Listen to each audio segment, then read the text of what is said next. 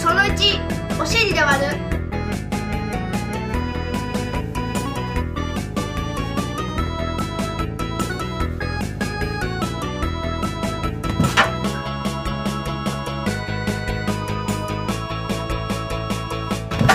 その2、格好をつける。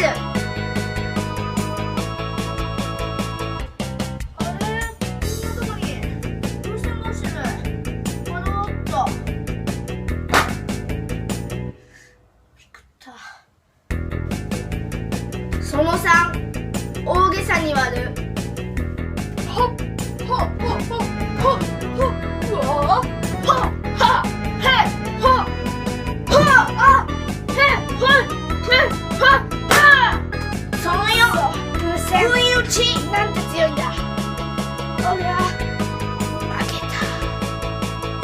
た。なんちゃってその後、連続割り。もうこれ絶対うるさいわ。いきます。いきます。はい、どうでしたか？僕破裂音聞いて今耳痛くなったんですけど、まあみんなはやらない方がいいです。それではまた今度。さようなら。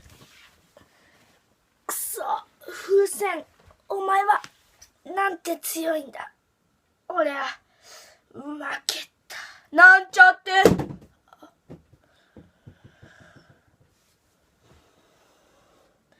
なんちゃって。なんちゃって。なんちゃって。あれあれ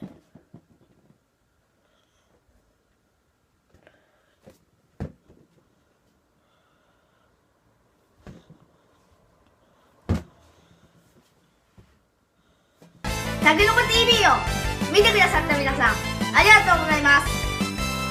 ぜひチャンネル登録してください。 PC の方はこちらの登録ボタンをクリック、スマホの方は動画の説明欄に貼っておきますので、ぜひ見てください。さようなら。